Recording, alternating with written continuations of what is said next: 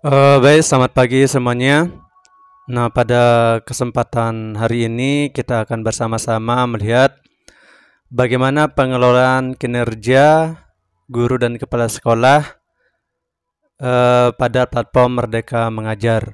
Nah, pada kali ini kita akan membuka pengelolaan kinerja ini menggunakan HP Android. Nah, kita akan melihat bersama-sama bagaimana tampilannya, apakah bisa apa enggak menggunakan HP Android. Nah, setelah kita masuk di platform Merdeka Mengajar, di sini tampilannya seperti ini.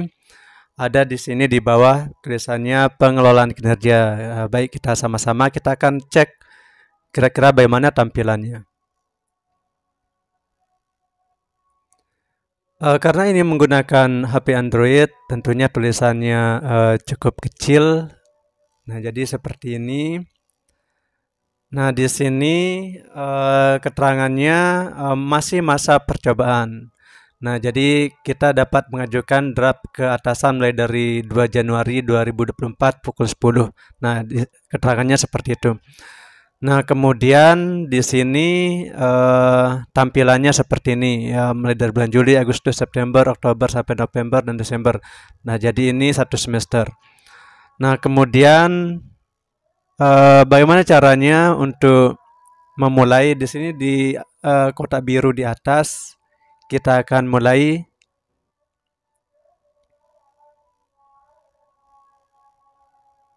Dan di sini ada beberapa indikator yang sudah tersinkronisasi dengan rapor pendidikan di satuan pendidikan kita.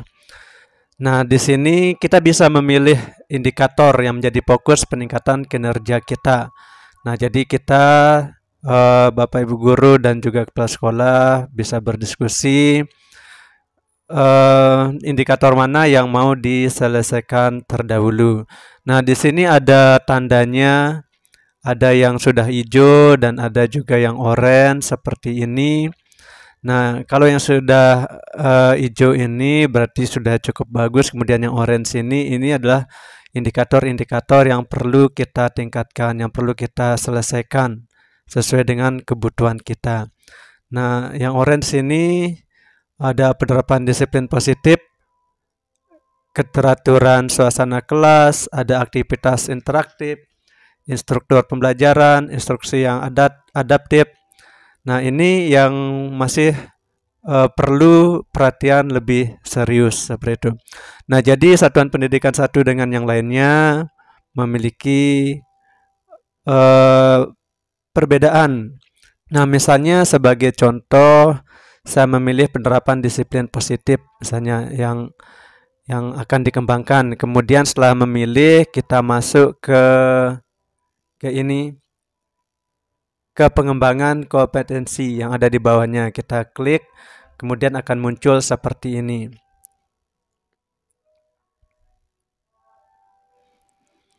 Nah, di sini yang pertama kita diminta untuk mengisi RHK atau rencana hasil kerja sesuai dengan indikator yang kita pilih tadi.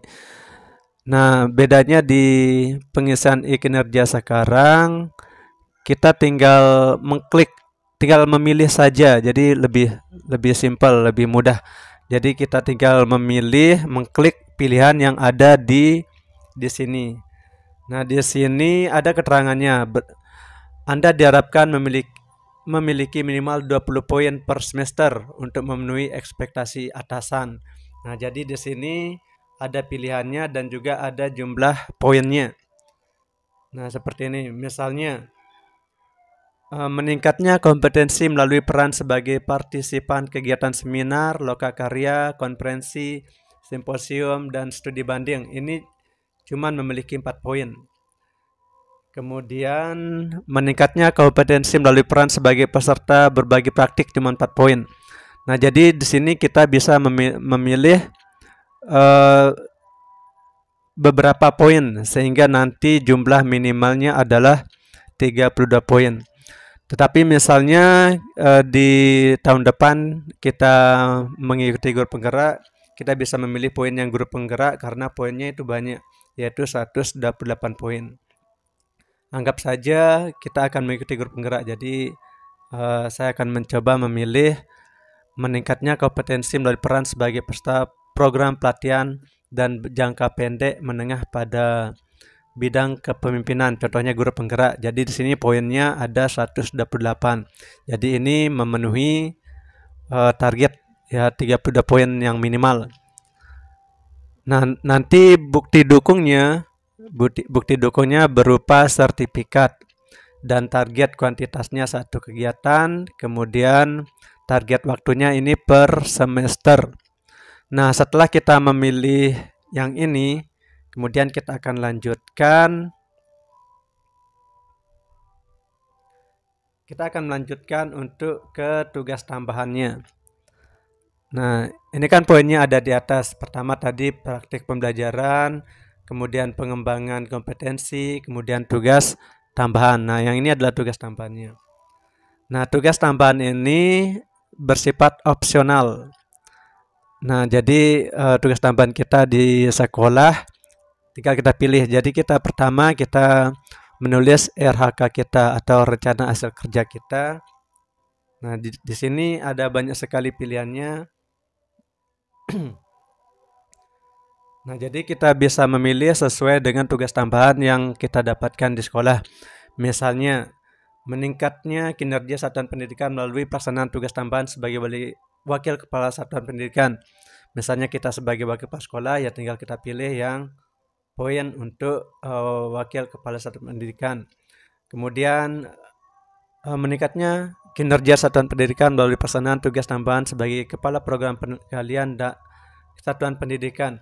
Jadi kita pilih sesuai dengan tugas tambahan yang kita dapatkan. Apakah kita sebagai kepala laboratorium, sebagai wali kelas, bendahara BOS, pembinaan ekstrakurikuler, dan lain sebagainya.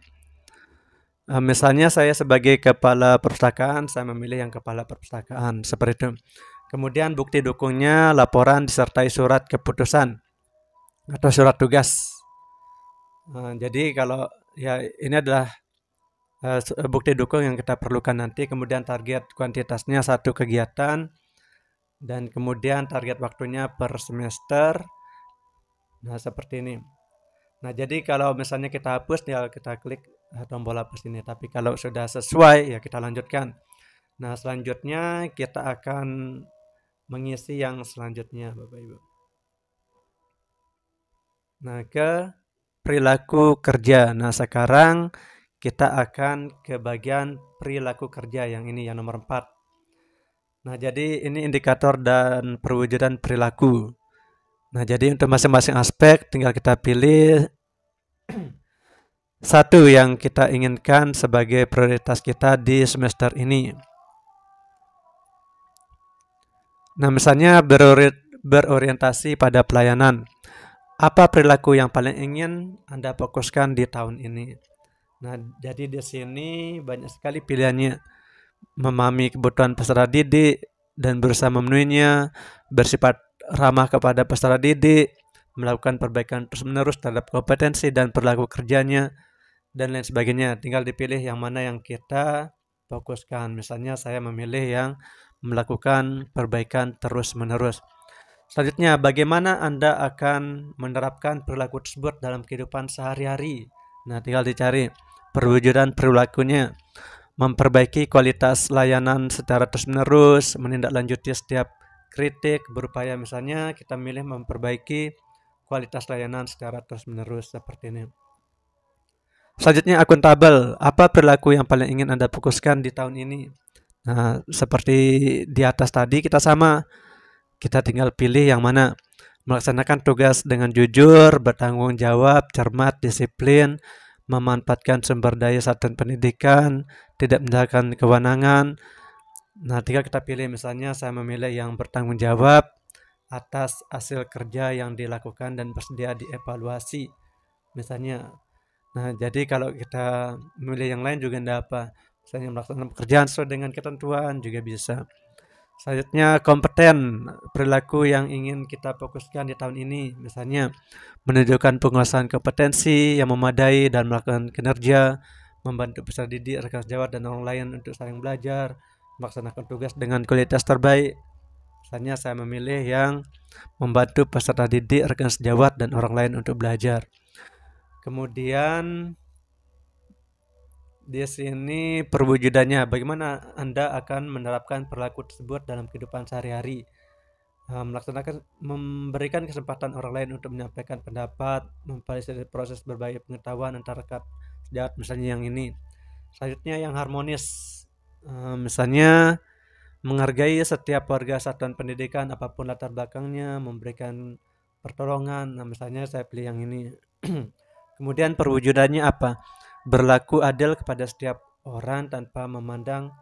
Nah, jadi tinggal kita klik yang mana ya. Selanjutnya yang loyal. Memegang teguh moral dan mematuhi peraturan perundang-undangan yang berlaku, menjaga nama baik satuan pendidikan, menjaga informasi yang bersifat, tinggal kita pilih.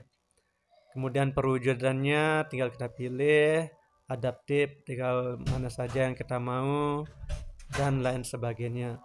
Selanjutnya kalau sudah selesai kita ke rangkumannya. Biar kita ke rangkuman. Nah, jadi ini adalah rangkuman dari semua yang kita isi tadi, mulai dari praktik pembelajaran, pengembangan kompetensi, tugas tambahan, dan perilaku kerja. Nah, ini adalah rangkumannya, Bapak Ibu. Jadi tadi kan RHK kita meningkatnya praktik manajemen kelas yang berfokus pada penerapan disiplin positif. Nah, yang ini. Nah, ini RHK kita yang kedua, RHK kita yang ketiga, kemudian RHK yang keempat, dan ini adalah hasil kerja tambahan kita, bukti dokumennya apa, dan lain sebagainya. Dan ini adalah perilaku kerja yang kita tulis tadi. Nah, kalau ini sudah selesai, tinggal kita simpan draftnya. Nah, simpan draftnya ada di bawah. Nah, jadi demikian tampilan dari pengelolaan kinerja di PMM. Ya, tampilannya seperti itu. Baik, mungkin demikian.